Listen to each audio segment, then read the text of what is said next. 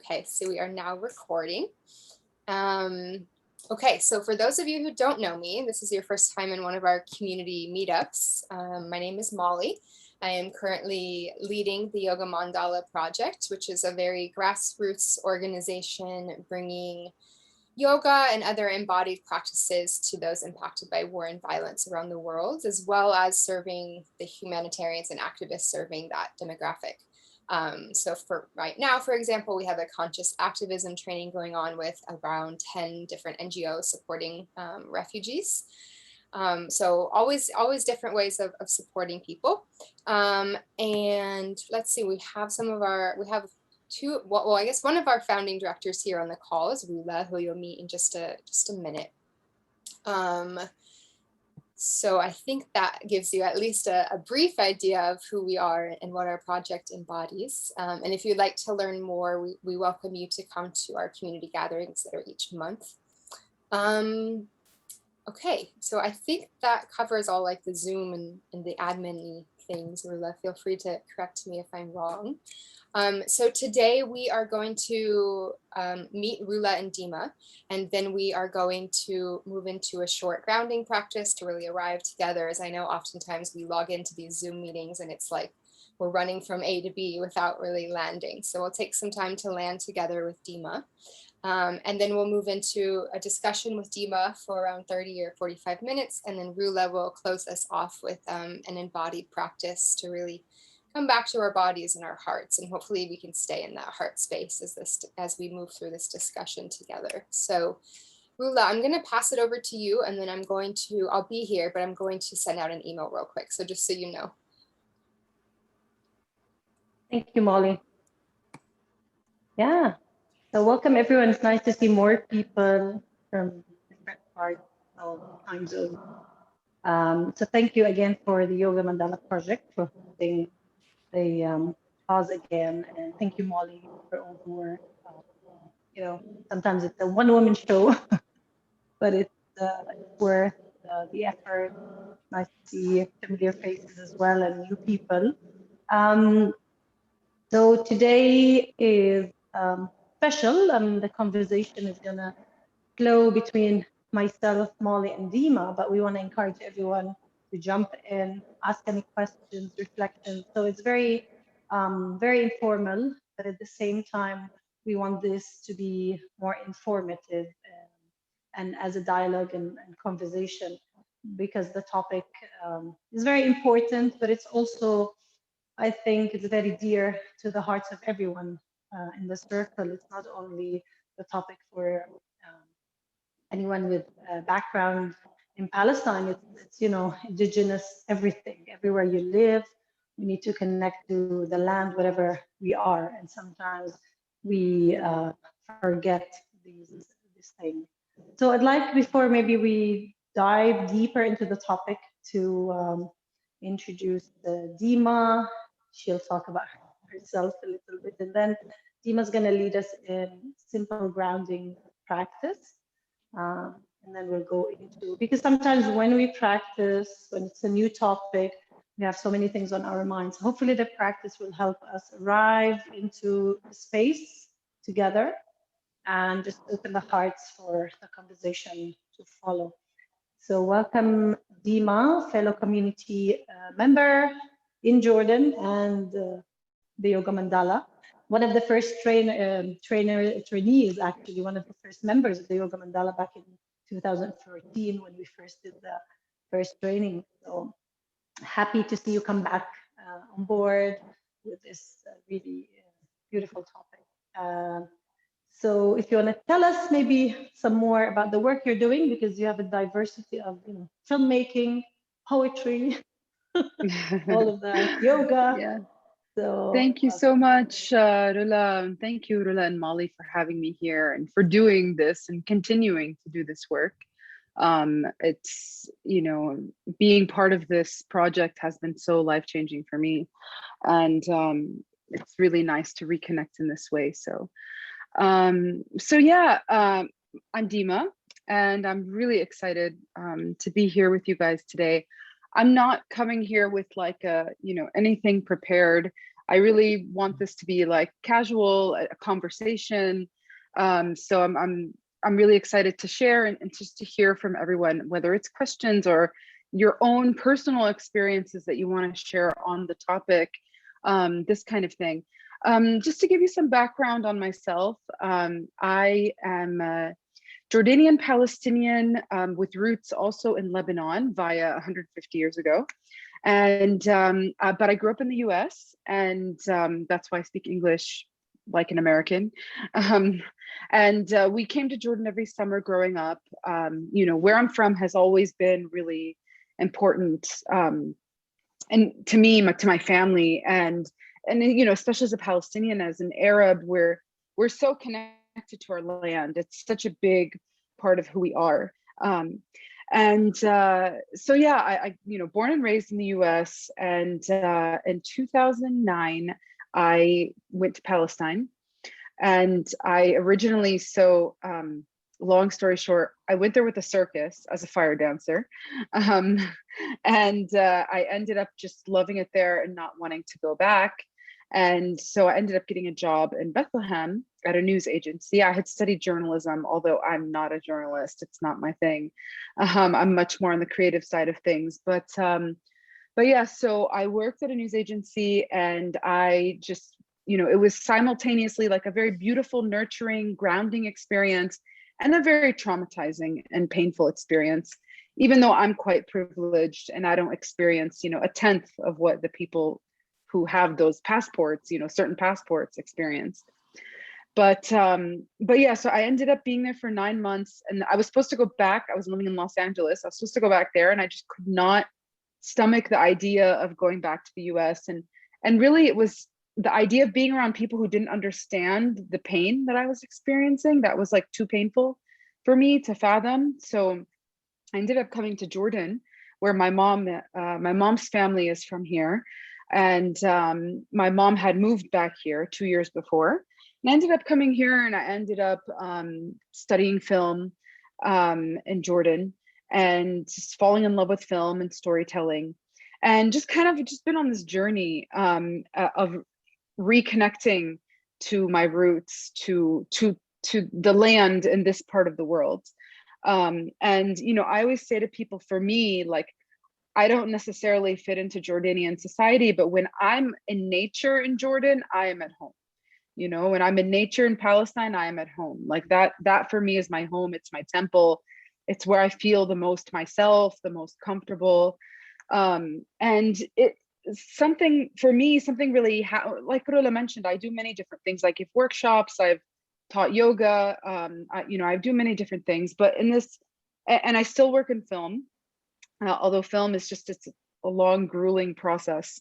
So, but at the start of the pandemic, I ended up taking a course that a friend of mine does. Her name is Layla, and she does this course called Ancestral Remembrance. It's this idea of plants as our ancestors, right? Like, they were here before us, so they are elders. So what can we learn from them? And it was all about reconnecting to the plants in our part of the world. And so it was a really, really profound course, and it coincided with the beginning of the like, you know, worldwide shutdown of the pandemic. So there was something about this pandemic and everything being shut down, and me being at my mom's house, you know, not seeing anyone, and taking this course that was just so profound for me. And it was like all of a sudden my mom started telling me stories, and it was just really profound. And so anyway, I don't want to, I'd like to do a grounding before I get into like all of this stuff, but that's just like a quick kind of brief on me and my background. I'll share more about, you know, plants and this remembrance work that I'm doing. But before we hop into that, I just want to like, you know, arrive together into this space. It's always weird when it's virtual, right? But I feel like we can still create a collective container together. So I just want to invite you, if it feels good for you, you know, you can close your eyes. If it doesn't, you can, of course, you're welcome to keep them open. Maybe if it's okay for you, you can find a space not looking at the computer, to just like come into your own space just for a moment before we come together. So just take a moment, whether your eyes are closed or you're looking at a spot in front of you in the room that you're in. And I just want you to really tune into your own body. And what I would invite you to do is to notice the weight of your body against the chair or the ground or your feet on the floor, whatever parts of you are touching something else. Really, really notice that sensation, that touching. Notice the weight of your body against that thing. And if you can, allow your body to be heavy. Sinking into your body, into the ground. And simultaneously allowing the ground to hold you. So wherever you are in the world, you know, beneath you, whether it's concrete or wood or whatever is beneath you, somewhere underneath you there is earth. So really allow your body to remember that connection, that it's always there, even when it might not be so obvious. And while you're doing this, I also want to remind you, if you can, to simultaneously notice your breathing. Don't do anything to change it. We're not here to change or force anything. We're just here to notice. Notice how you're breathing. Could be shallow, it could be deep, it could be all of a sudden you wanted to take a deep breath, or maybe you're yawning. Whatever it is totally, totally acceptable and is welcome. And maybe just notice like what might be going through your mind, what sensations you're feeling in your body. Could be pain, it could be joy, excitement, nervousness, whatever it is, it's completely welcome in this space. So we're welcoming all of you into this space. As you're noticing all of that, and again, noticing the ground, and then that earth beneath the ground, connecting back into that earth. So whatever lands you are on, I would like to just take a moment to acknowledge the ancestors of that land, to just give a nod to those ancestors and say, thank you for allowing me to be here. Thank you for however you're connected to me in my life, however you might be supporting me, just thank you.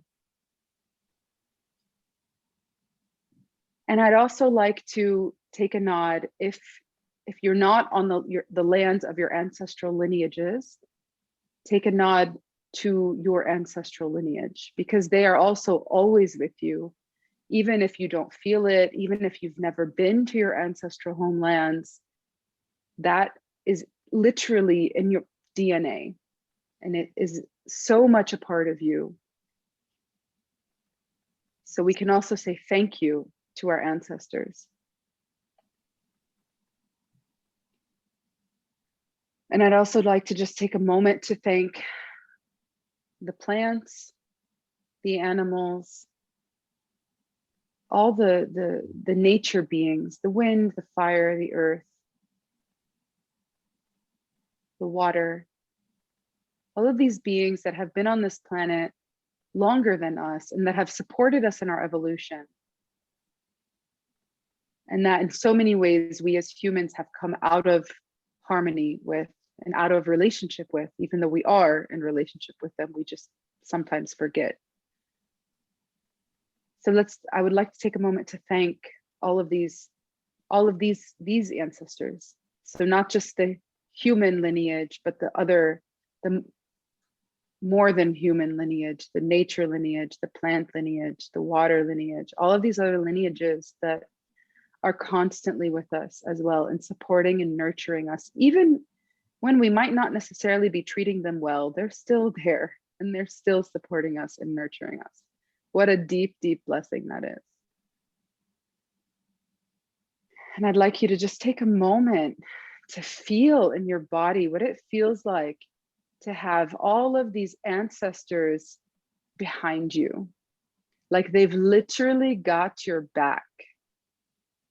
And they are behind you, they are with you, they are talking to you. Just take a moment to welcome them into this space, into this collective space, and to thank them.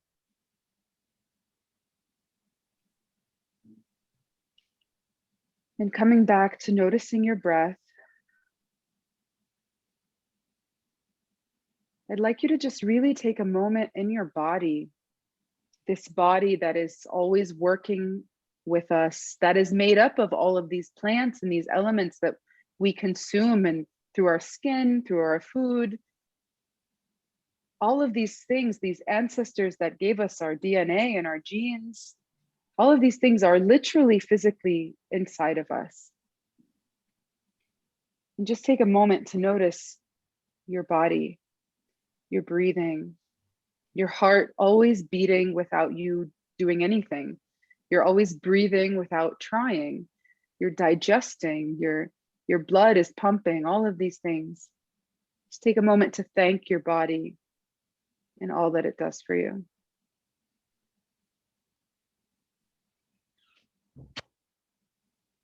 And I know that Rula has a timer, and we'd like to do 75 seconds of silence for Palestine, for the Nakba, for 75 years.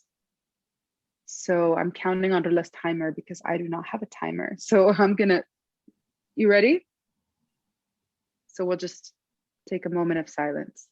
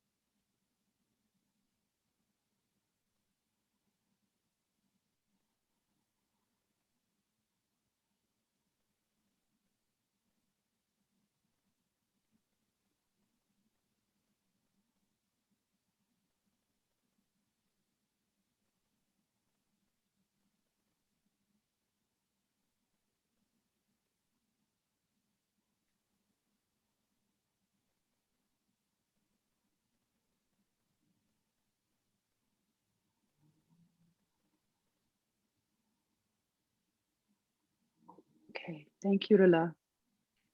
So before we come back into this space together, I'd like to take a moment to acknowledge all of the pain in our ancestries and our lineages. So in addition to all this pain in the world, whether it's in Palestine or Indigenous people in different places of the world, and all these different kinds of wounding, racism and sexism and all of these different things, there's also the pain that comes in our ancestry, and we all carry that pain. So I'd also like to take a moment to nod to that wound, to that pain, to welcome it into this space.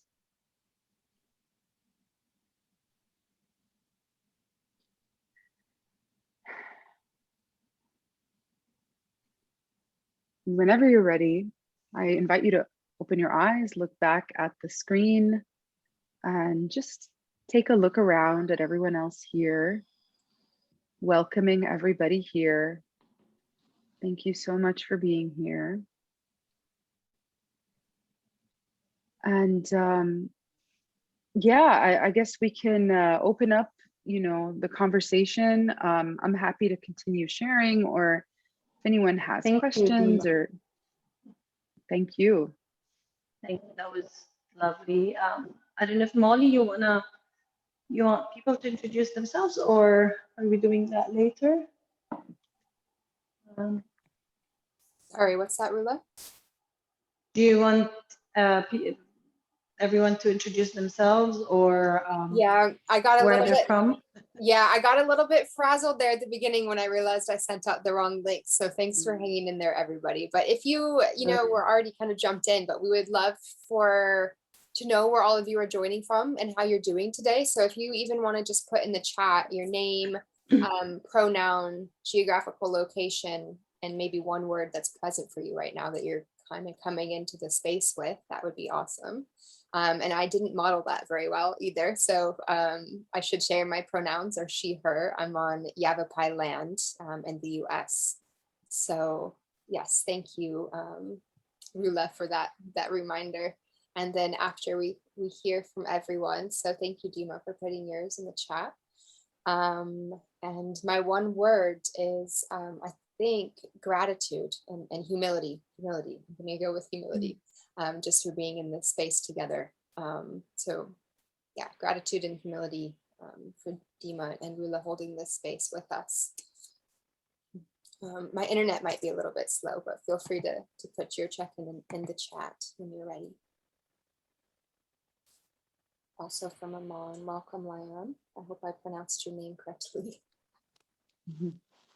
Welcome, Lizzie. Happy, beautiful. And maybe our quality of presence has already shifted from that beautiful grounding practice. So thank you for calling all of that in, Deemah. Donna, also Thank you. Amon. There are lots of people joining from Amon, which is beautiful. That's kind of where Yoga Mandala came to life. Sima from Germany. Right. Sima, yeah. Right. Happy, grounded. Toronto, okay.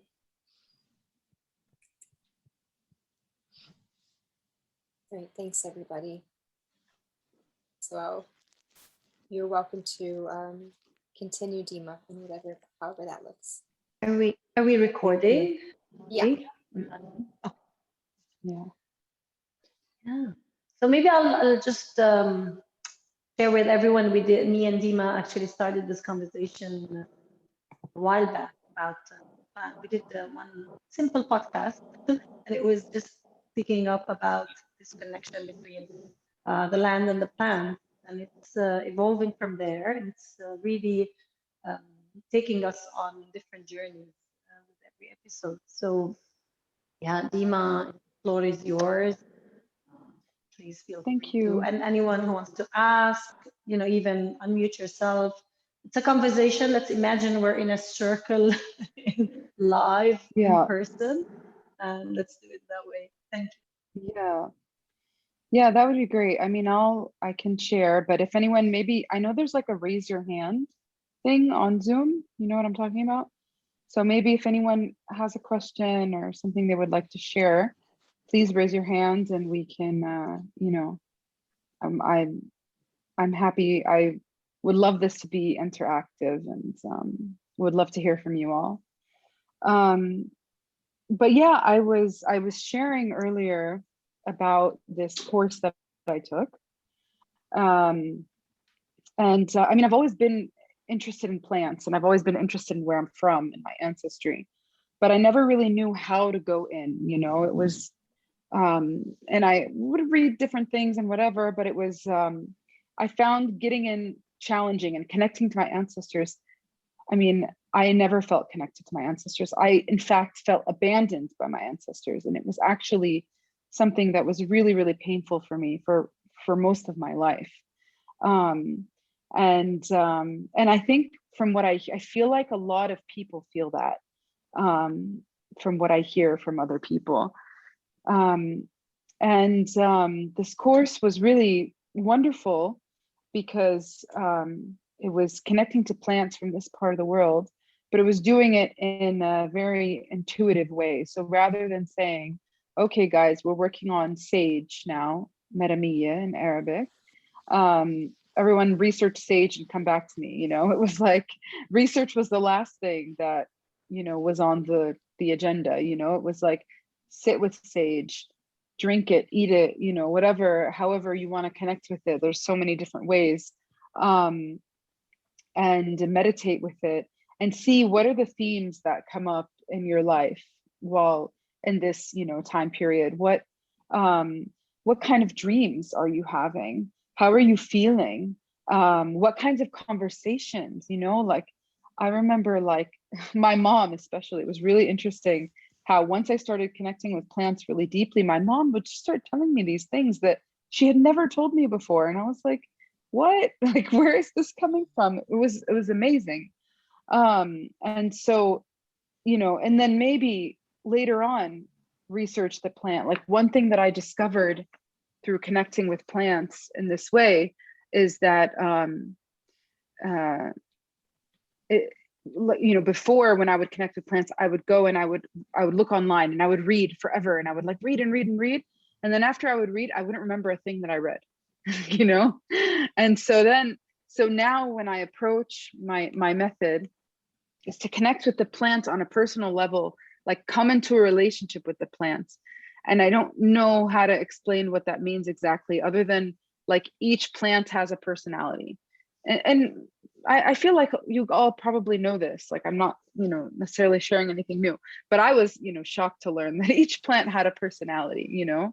And once I got to know the personality of the plant and had really like a felt impression in my body of like, oh, this plant's very in your face. This plant is super shy. You know, this plant's very subtle, but like powerful, you know. Each plant had such a specific personality. And once I had that imprint in me, then I would go research and look up, you know, scientific, you know, whatever research on the plant or medicinal things or whatever. So that was one element that was really important. And for me, like, everyone has their own way of connecting to their ancestry. Sorry.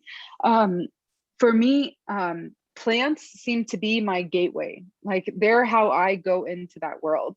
And when I go into that world, not only am I researching about the plant, but I'm researching the stories around the plants. Like, I've been amazed to know about all the stories connected to plants. Like, for instance, date palm.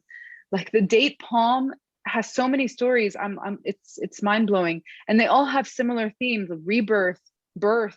You know, and they show up in different traditions. They show up in Judaism. They show up in Christianity and Islam. They show up in the older, like, you know, pagan traditions, stories of gods and goddesses and all of this. And it's super fascinating. And for me, it was really important to connect to all of these different elements of plants, because it, you know, I think as, I feel like the whole world is colonized at this point. But, you know, as a Palestinian, as somebody who's really been directly colonized and has like a direct experience of that, there's a tendency to devalue where you come from, because colonization tells you that you know, your ways are lesser than. And we've all been colonized in our histories at one point or another. We might not have a direct experience of it. It might be more internalized at this point. But it tells you to devalue your traditions and your folk medicines and your folk foods. And, you know, I remember being all about coconut oil at one point and ignoring this amazing olive oil that we have here. You know, I mean, coconut oil is fine. I'm not anti coconut oil, but it's just like, why was I so into it? I needed it, but like, we have amazing things here that I didn't need to go and search for these other things outside. And, you know, it's not bad to have it. It's, like I said, but it's just like, it was really coming back and seeing, like, right under my feet, there's so much value. There's so much wisdom. There's so much intelligence. And so yeah, I mean, for me, and connecting ancestrally is through plants. And there's also an element of it that's through the human lineage as well. And so yeah.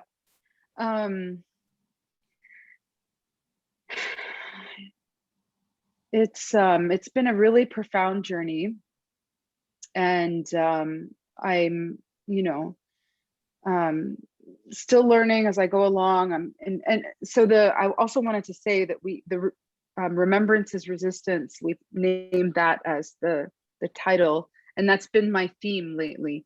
Remembrance As Resistance. So as a colonized people, our indigenous practices are being erased, you know, and our identity, like so many things are being erased, whether, you know, through capitalism, through colonization, through all of these different things. And so to remember your indigenous practices is actually a form of resistance to that erasure. And again, I really want to emphasize that it's not just people who are being directly colonized. Even like if we're talking about the case of Palestine and Israel, Israelis are also deeply, even though they're the colonizers in this situation, they have a deep internal colonization. They've completely erased their histories and 2,000 years of their history, because they claim that they're all from this land via, 2,000 years ago, which may or may not be true. But what about those 2,000 years where they spent on these other lands? It's literally, Zionism has erased that. And of course, the Holocaust, but like Zionism continued that. And so, which is really, when you're uprooted in that way, it's there's such a deep wound that happens. And for me, it's been profoundly healing to connect in that way, and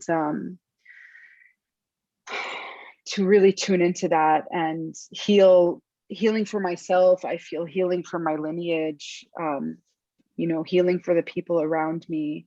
And so, plants are a part of, because plants are my gateway, they've become a part of my everyday life. And I experiment with them. I go out into nature and connect to them, learn from them, learn about them. So yeah, that's kind of like a brief. So Rula, do you want to say something? Yeah.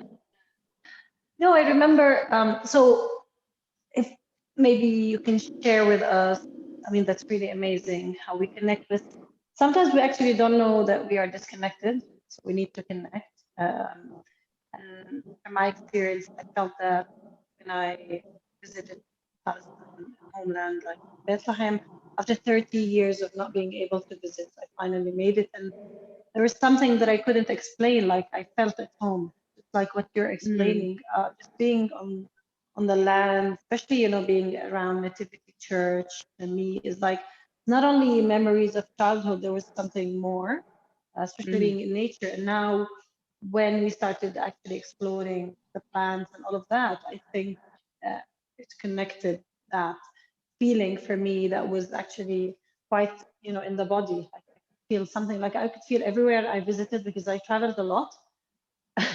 This felt like home, not because it is like where my ancestors came from, but there was something in the body that felt at home. It wasn't something, like it wasn't something in my head. It was something more in the body, I felt. So yeah, I mean, sometimes we don't know until there's a big disconnection. But it was in the podcast, there was a nice story, if you want to share, about Za'atar at the time. And how time, picking is criminalized. Like it is. I think colonization understands the importance of people's connection to the land, even if we don't understand it. There's something psychological about it. Do you want to share that story? Yeah, absolutely. It's funny. I call Za'atar my gateway herb, because it was the first plant that I really connected to and tuned into its personality. And what was funny about that is I had resistance to connecting to Za'atar, because I was like, I'm Palestinian. I know Za'atar, I don't need to connect to it. And of course I was so wrong, and Za'atar really like showed me. They were like, no, you don't know me, and I'm about to show you, but you don't know anything, so it humbled me, Za'atar. And as Palestinians, as Arabs, Za'atar, thyme, it's actually a mix of oregano and thyme, and sumac and sesame seed. For those of you who don't know what Za'atar is, we eat it every day. Like my ancestors sometimes ate it twice a day. Like it's you take the bread and you dip it in the olive oil, you dip it in the Za'atar, and you eat it, and it's not just delicious, but it's super nutritious. And it like, you eat it and it's like a whole meal. You don't need to go, do more. It's like, there are these very simple foods we have in our culture that are so nourishing. So in the 1970s in Israel, just for no reason, not because wild Za'atar was endangered or anything, the Israeli government said that while foraging for wild Za'atar was illegal. They said it's illegal. They claimed because the plant was endangered, although there was no proof of that. And you know, as Palestinians, as Arabs, we wild foraging is also a big part of our diet. There's so many things we eat that we go pick, you know, khobeze, mallow leaves, wild za'atar, you know, berries, you know, there's so many things that we go out into the wild to get. And so, and especially za'atar, because like I said, we literally, it's just a huge staple of our diet.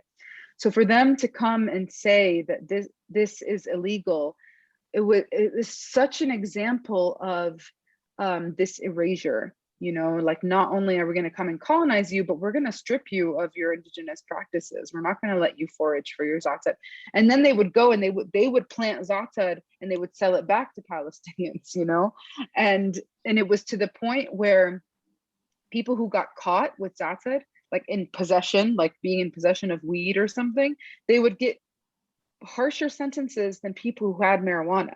You know, like, it was such, like, you know, a crime. And there's a really great, we talk about it, me and Rula, in our podcast, but there's also a really great podcast called Palestine in Between. And they really talk about the erasure that happens through farming, through wild foraging. They have one whole episode on the criminalization of wild za'atar. And it wasn't just wild za'atar. There were it was a plant called akub, and there was another plant that I can't remember right now. But yeah, so this is, you know, a very direct example of you know, colonization as erasure. So thank you for bringing that up, Rula.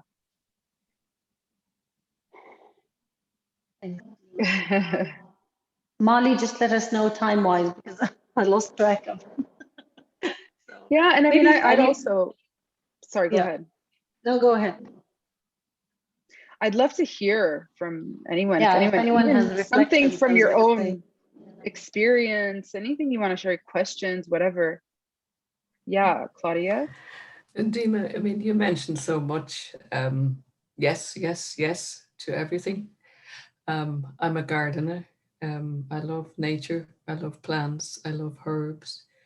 I have an allotment and I have a wee back garden. I grow about 18 herbs to eat, or medicinal herbs. Beautiful. As much as I can, because the climate here is very special. I live in Ireland. I come from Germany, the southwest of Germany. The climate is very different, but you still find plants that grow here and there. And I know what you mean. Sometimes I hadn't been back for a while to my hometown area. And at one point I just didn't know, but I felt homesick. And then I just said to my husband, you know, we just go there for a couple of weeks. And we arrived, we have a camper van, we arrived on the campsite. It's near my hometown. I don't have family in my hometown anymore, but it was near there. And I just felt, I felt me, you know, like the air, the sun, the heat in summer, the water. I just didn't want to drink anything else but the water. Oh, it's beautiful. It was just so lovely. When we arrived, I just knee down and just kissed the ground. A bit theoretical, but I was just so happy, you know. Yeah, and then I just wandered around and I saw a few plants that you just wouldn't see here because they can't grow here. Right. And it's exactly what you say, you know, we do have some of our ancestors in our body, our blood, our DNA. Yes. And I did grow up in a family where, everyone was just very focused on herbs and plants. My grandparents had a huge vegetable garden. As a child, I had to help, and I just felt hard done by because my friends always could play. They could go to swimming pool. I had to be there and de-shell the peas. You know, now I love it. That's amazing. And yeah, I grow a lot of vegetables, which I hated as a child, just because, you know, it's right. I came to believe that yes, even growing your own herbs or your own food can be a political act nowadays, which is actually, it's sad in a way. It can even be a political act here, really. You just put something up against because you're trying to establish a connection between you Right. and the land you come from or the land you live in. Absolutely. Absolutely. And the food as well. Yes. It's I think you have to experience a little bit to find your connection. Yes. Also to understand a bit. And gardening is very popular here at the moment. I don't know in other areas. But I think also community gardening, it can bring people together. You share Yes. experience, you share some time, you share stories as well. Yes. Yes. And a lot of the That's times beautiful. when I see herbs or wild herbs, when we go walking, I sometimes see wild herbs and think, oh yeah, I remember that.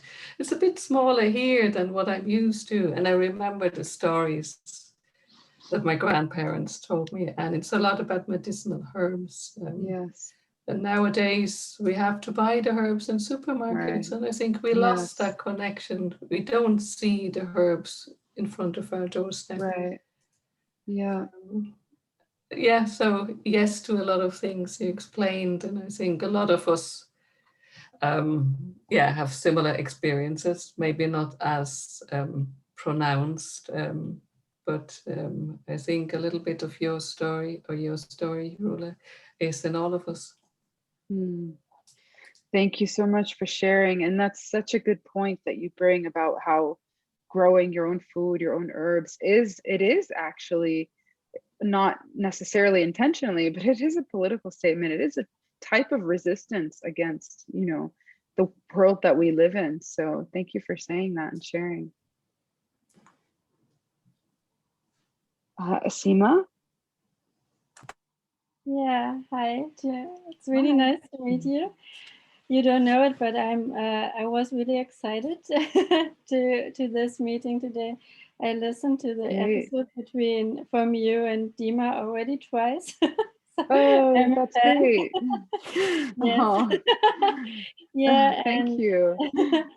Yeah. And actually, I don't know where to start, but there are so many common grounds between the things you said and I am working on. So my father is Kurdish from Yazidi from Syria, and I'm an art and culture scientist, and I've been working on an exhibition in the last years about memories on Syria.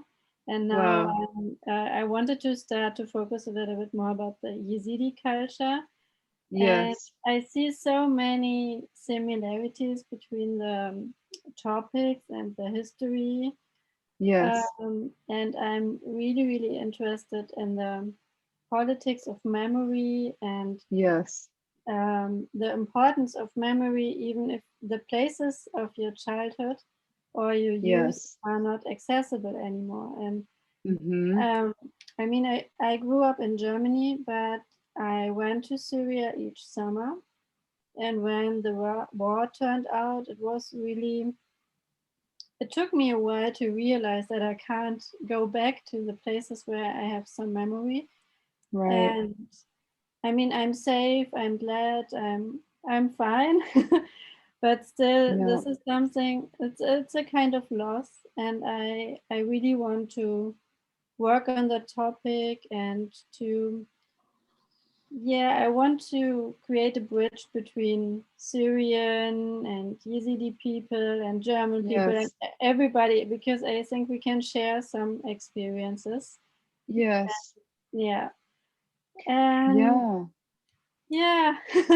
so there are so many things I'm interested in, and also I'm really I don't know, since a couple of years I have this big desire to live in a Mediterranean area.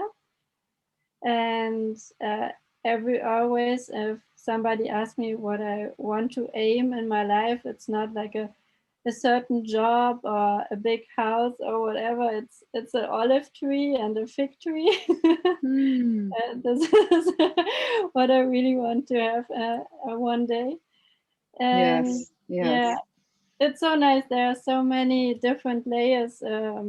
Personal, political, and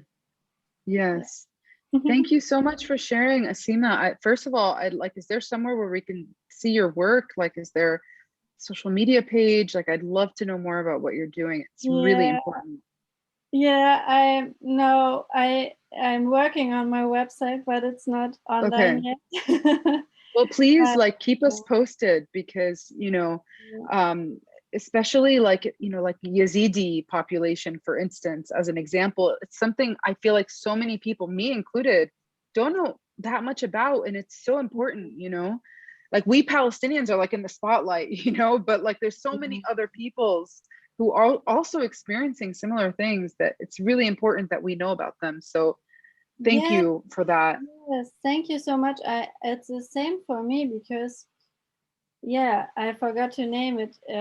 So my mom is German and my dad is Yazidi. So I was always somewhere in between, and having Yazidi roots was always something that I really didn't like, because it meant to me that it's a really strict and traditional religion and culture. So I didn't have the freedom that I wanted to have. And I always was like, I don't want to be in touch with my Yazidi family. They always just want to see me marry and to live a life that is not mine. Right. And now I'm 35 and I realized that I missed something, because I really miss the story of my roots. I don't know a lot about it. And when you talk about plant medicine and so on, I remembered that my grandma, my Yazidi grandma, was called a healer. And nobody knows a lot about it, even not my father. He was like immigrating to Germany, and he tried to adapt to the German society, and it's so sad. And I really want to stop this forgetting all these kind of stories. I so relate. It's like what you said, you know, my family is Christian, and I, you know, for the longest time rejected, you know, didn't want anything to do with it. But lately I've been like, but wait a minute, Christianity is indigenous to here, and there is, at its essence, you know, there is something really beautiful and authentic and truthful, and reconnecting to that for me has been profound. So yeah, that's amazing, and I really look forward to, you know, seeing more of what you do once you know, get a website or whatever going. Thank you so much.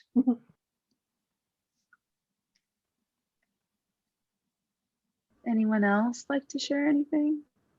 Hi, Deemah. Robin? Yeah. Hello. Yeah. I just want to say thank you for having me in this space. I'm really here to listen and learn. Thank you.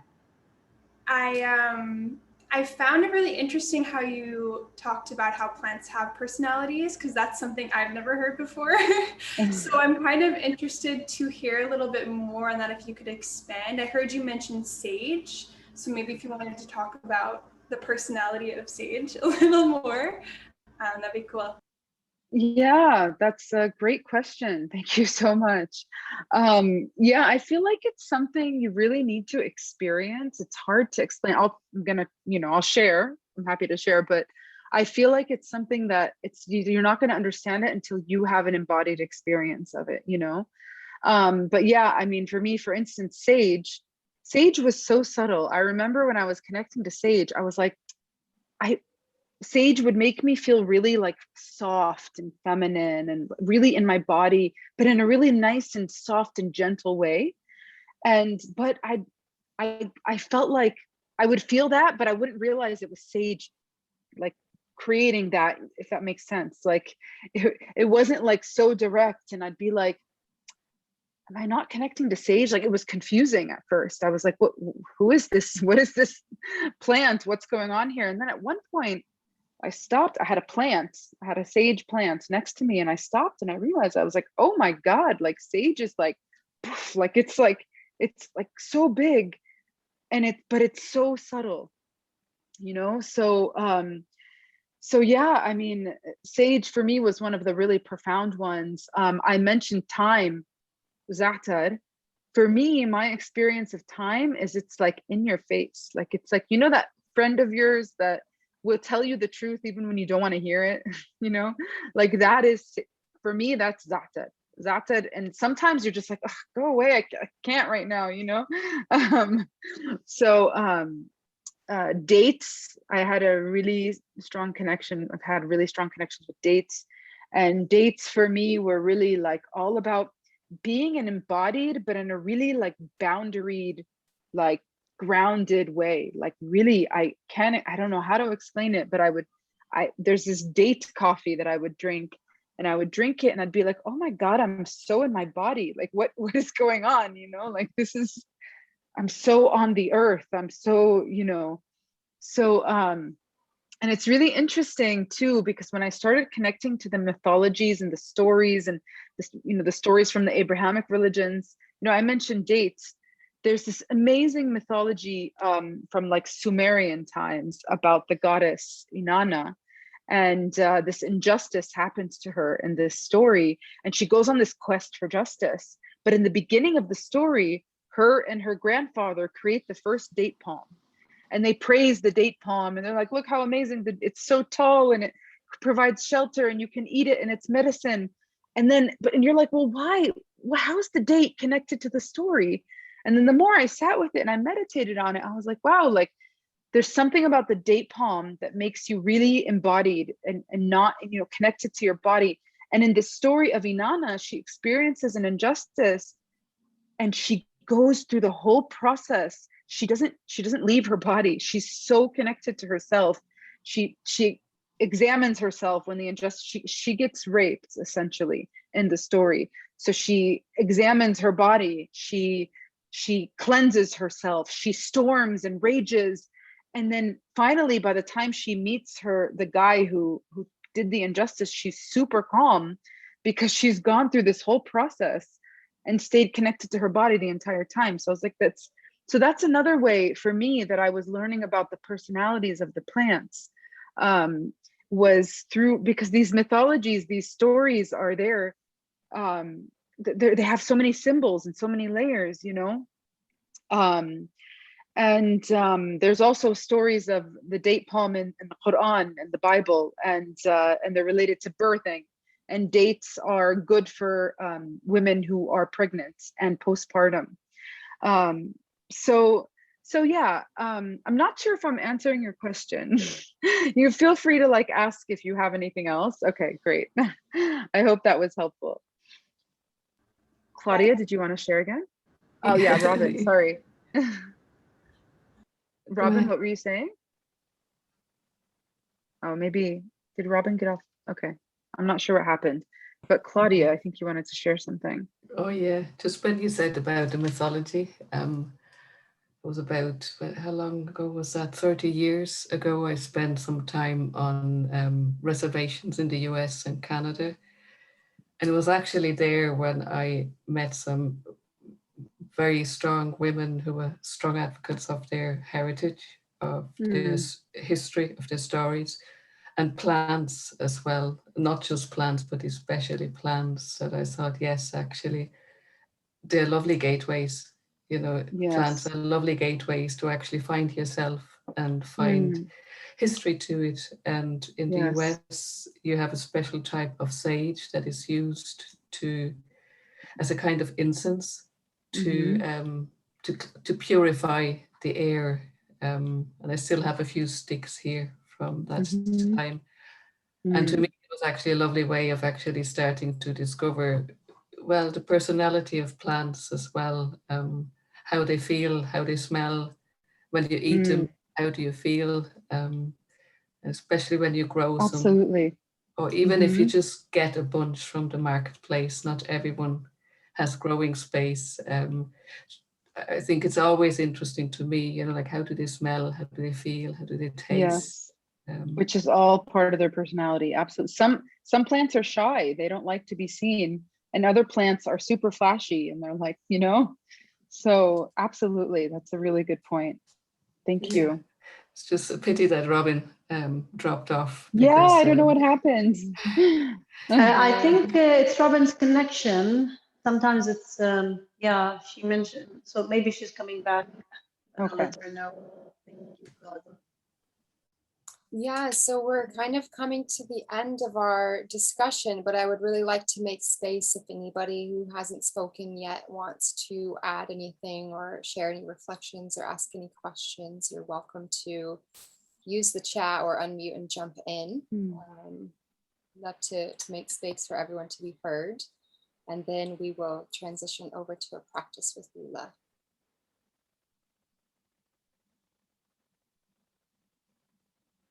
Yeah, great question, Asima. I'm also working on getting the link to the podcast that we keep referring to so that everyone... I actually just sent it to you, Yeah, Molly, on Messenger. I got it.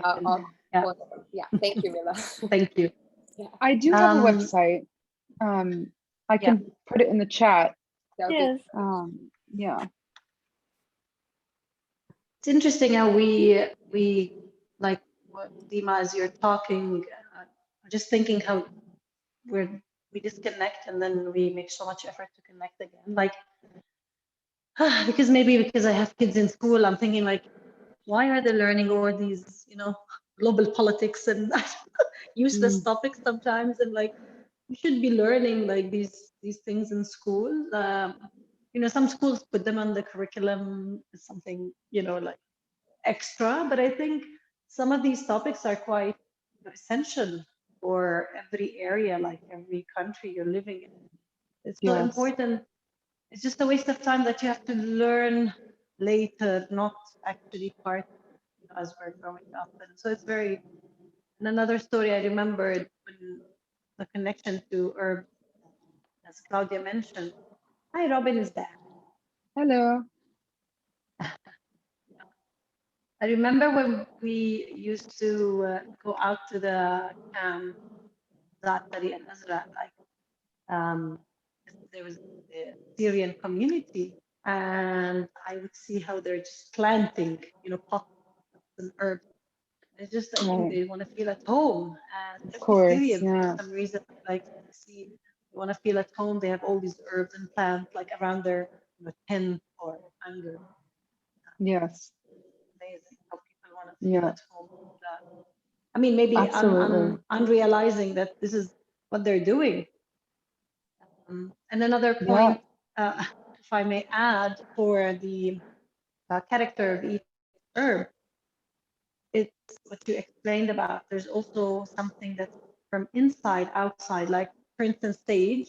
Since we were little, we know that since we're teenagers, we know that my mom makes sage when I have my period because it really helps with the cramps and all that. So, like, I have za'atar. Sometimes I crave it when I have a sore throat. So, like, I eat without oil. I just eat it. So I think there's something intuitive as well from inside out. I think the plant is trying to give us that probably through its story. It's when your body's actually asking for a certain, if we're that connected, this is a good thing to cultivate, is for the body to know what to ask. Absolutely. No, that's a really good point. The body has that wisdom. And like I said, it's also ancestral. So it's been in our lineages for so long that the bodies, they really, really know, they really feel it. When we allow ourselves to tune into it, we'll notice it.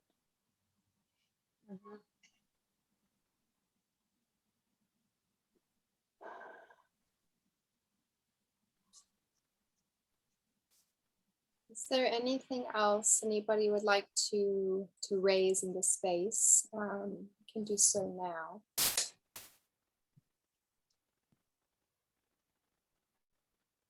And if not, go ahead, Asima. You're welcome to unmute yourself. Yeah, I would like to know if you, Deemah, or also anybody else in the space is working on a certain project right now about something that is touching the topics we mentioned.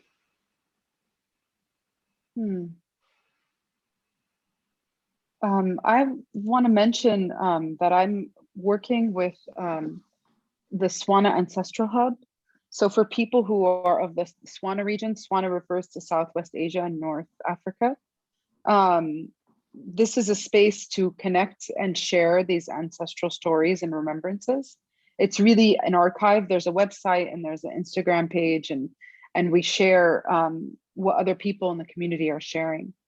So that's one thing that I might answer your question, Asima. I have also my project Yansun. You'll see on my website that I shared, if you check it out, is a project of remembrance through storytelling and through sharing, you know, these pieces, these fragments. So yeah. Can you also share the other project? Yeah, let me just pull up the website and share it in the. And what is about music? I mean, I always feel like music. I saw such a wonderful movie about the saz, the baklama, the Turkish guitar, kind of. And it was so powerful, and I thought maybe somebody, yeah, is also working with music and memories. So.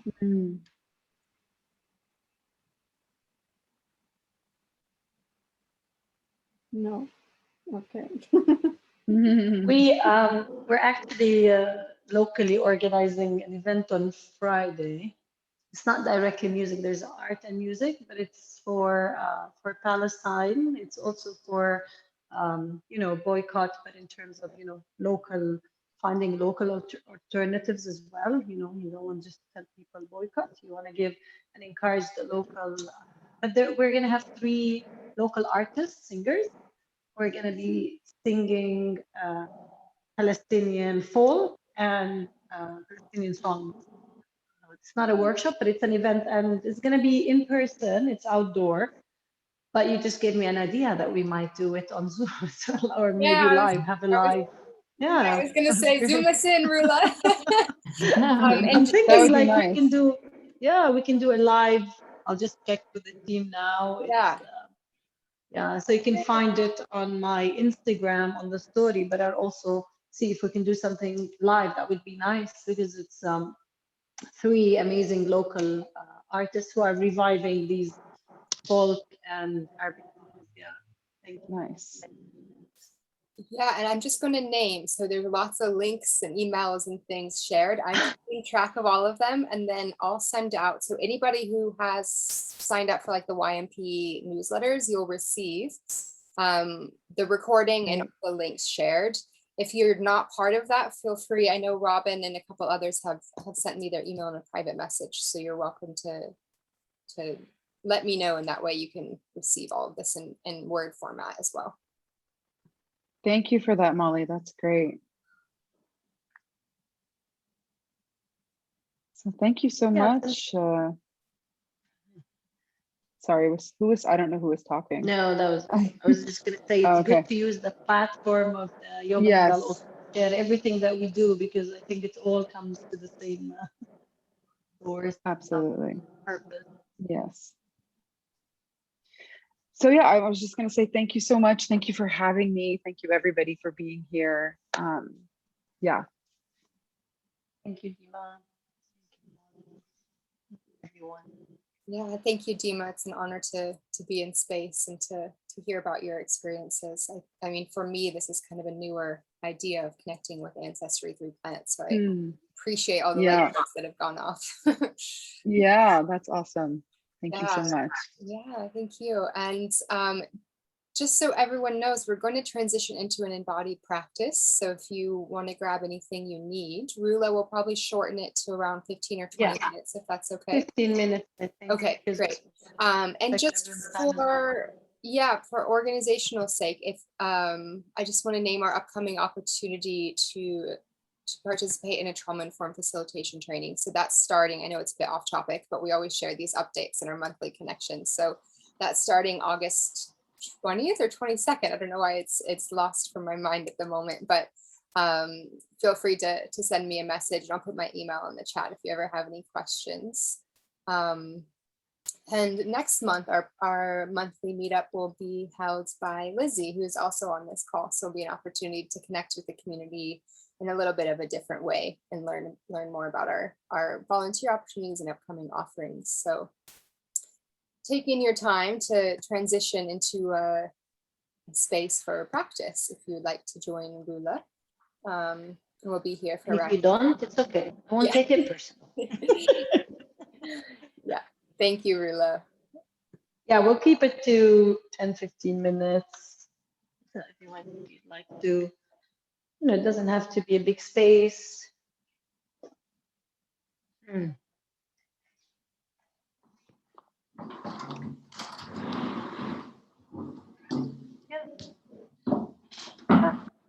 Small pillow. Even if you're in your living room on the chair, I'll try to make it accessible. Together, everything we just heard from last. Everyone is muted, right? Yeah. So let's take a moment, arrive again on cushion, or even if you're on a sofa.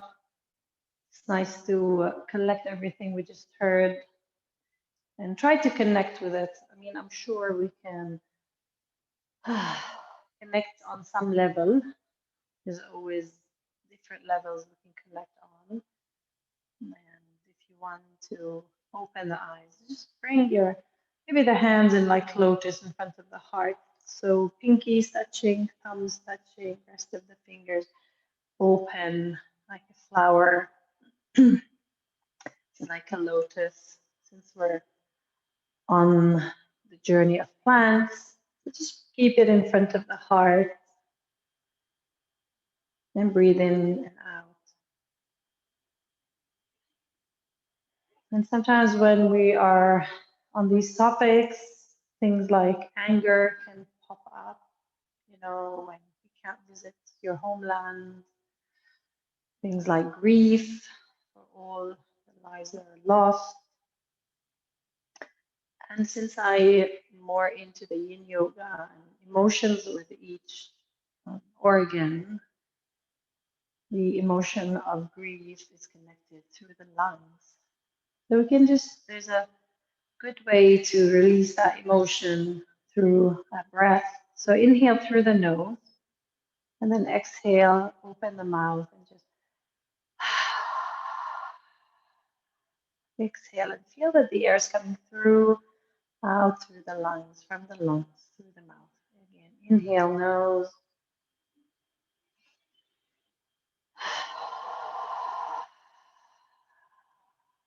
It's like a relief sensation. Inhale.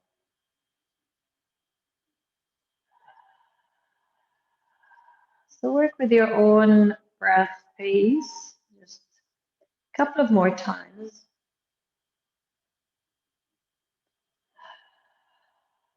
Sometimes it's good to do this breathing when you feel frustrated. Yeah.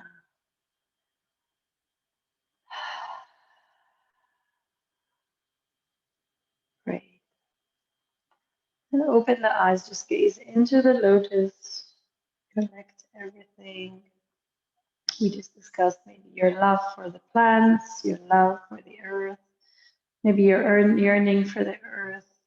You want to go somewhere, imagining the soil, its trees, and just closing the palms together. Namaste, holding it towards the heart.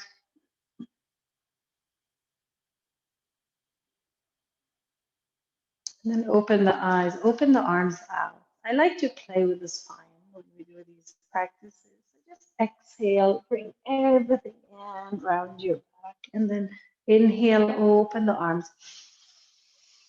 And exhale, bring everything in. So maybe everyone around us in this discussion, and maybe all the things we discussed, just bring it into the heart. Inhale, open the chest, exhale, round your spine. And do it at your own exhale and inhale. There's no rush. Maybe today's session just an invitation for us to re-examine how we connect with earth around us, with nature. Inhale, exhale a few more times, just playing with the spine, moving the spine around to help us process the breath. And yeah, open the eyes if you want, gaze up, exhale.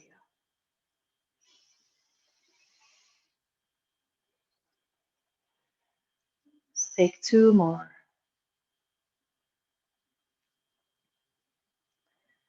And inhale, beautiful. Exhale, let's open the arms again.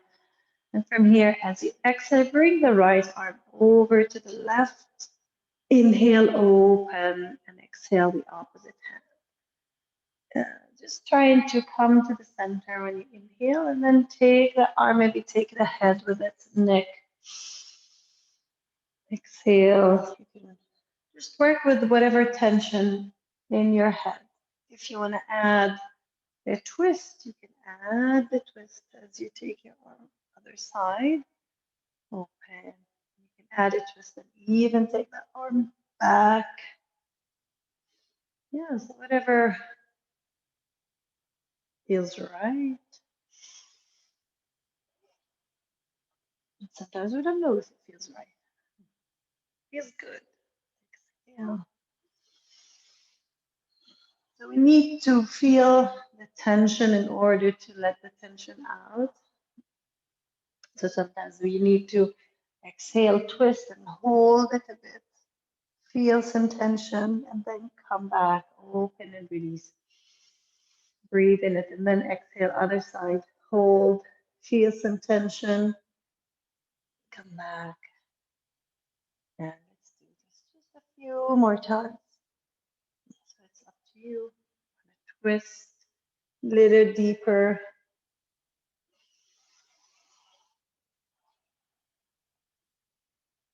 Nice. And coming back. And from here, drop the hands down. So we did side, now, yeah, so twists, and then now side opening. So inhale, exhale. But as you exhale, try to really find a stretch. Find a stretch. Keep your seat down. Find a stretch through the arm.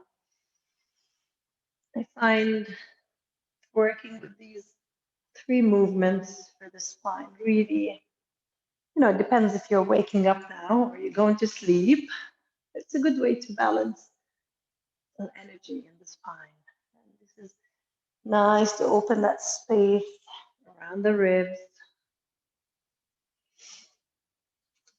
Inhale, exhale.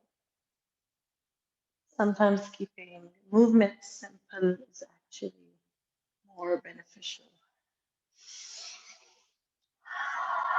You can use the breath if you want also when you take your side bend. And the same, remember, you can hold.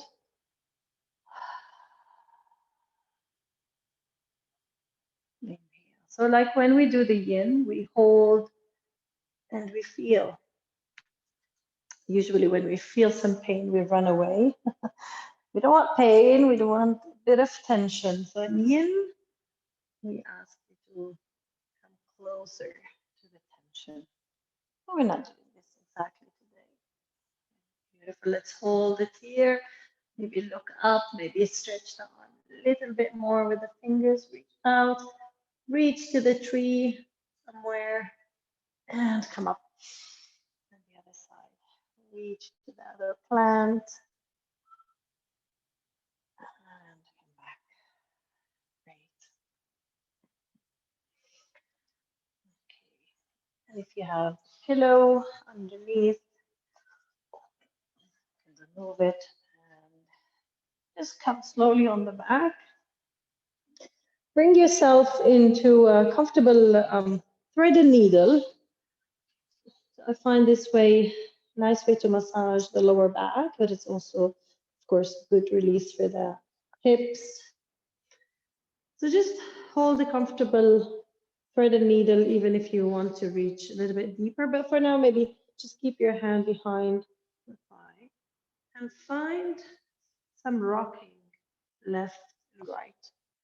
Yeah, just find, you don't have to pull the leg towards you. For now, just rocking left and right.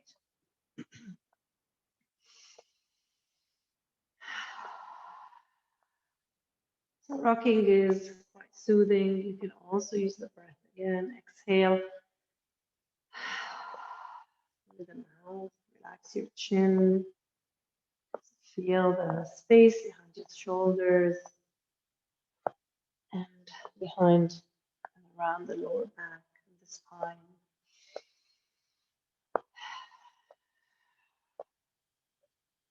Yeah, so keep the rocking really small.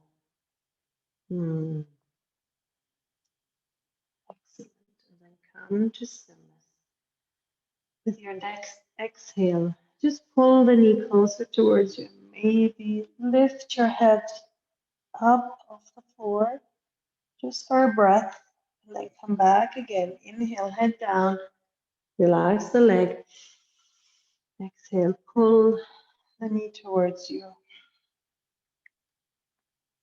And one more. Inhale, drop the head. And exhale, coming up. And inhale, come all the way down. Let go of your foot. And for me, just take a very, keep the top leg where it is and just add a twist. And maybe your hand can help at the top of the knee or below your knee. If you don't want to reach all the way down, if you have your pillow, just adjust the pillow here. Your opposite hand can either open to the side, your head can drop opposite side. If you want a full twist, just hold it there. Nothing intense, nothing aggressive. Just hold it there for, let's count 6 exhales. Your own exhales. Even if I finish my 6, try to continue with yours. Slower, the longer, the better. And I'm saying exhales because it's easier to take a longer exhale in a twist.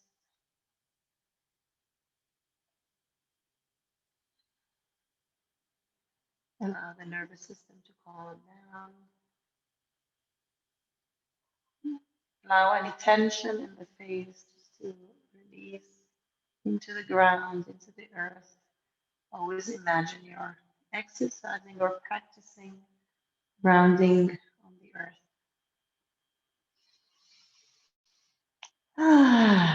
Great. And then turn your head towards the knee and slowly push yourself back. And take the top knee, just give it a nice squeeze, hug. Lift the head, the knee. If you don't reach, flying kiss works as well. And then slowly switch. So we're gonna take the other side. Hold behind the thigh and just find some rocking.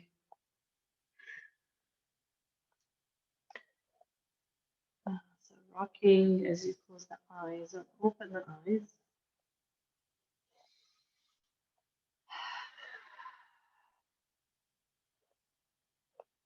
Sometimes being still in the pose is not the right thing for you. So if you feel you want to even practice yin, but stillness is too much, you can add some rocking, some movement. There's no one way to do yoga or movement. Beautiful. And then one more exhale. And come back and stillness to the center. Next exhale, just lift the head, bring the knee closer. Find that nice back body stretch. Inhale, drop the head. Exhale, lift gently. Head towards the knee. Exhale.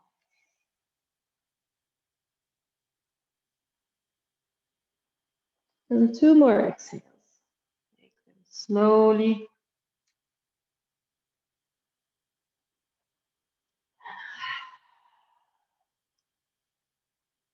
And beautiful. From here, drop and come into a twist. Just gentle twist.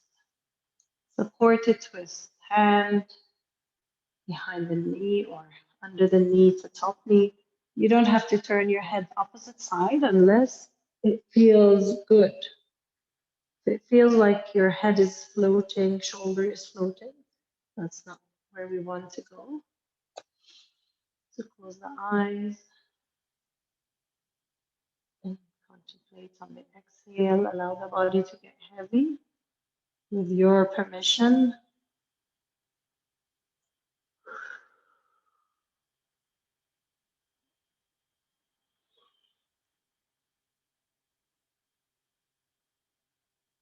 If you're still counting your 6 exhales, maybe 3 more.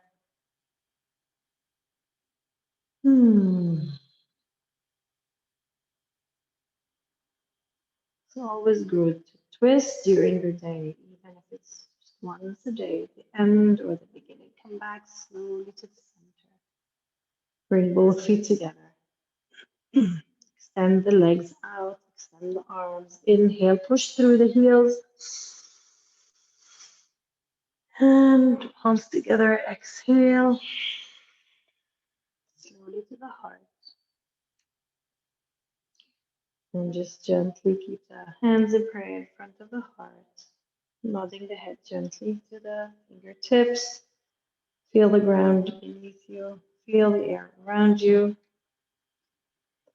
Feeling grateful and gratitude towards the space, the platform, for sharing everything we shared today. Slowly bend the knees. Maybe roll to one side. And if you're comfortable to find your way back up. So allow me just to close with 3 Oms, 3 Shantis. You can join me in your own space, calling on Shanti peace for us, for you, for everyone. Because if we don't find it in us, we cannot really feel it everywhere. It's a collective peace. Take a breath in.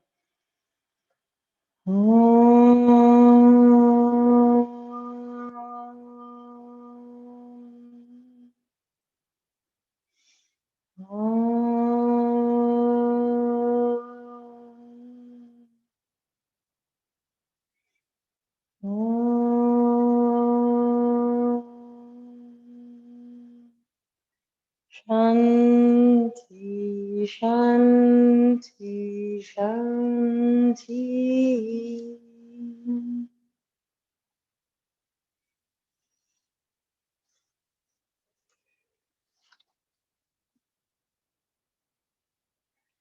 Shanti, we ground, and as a community, we grow.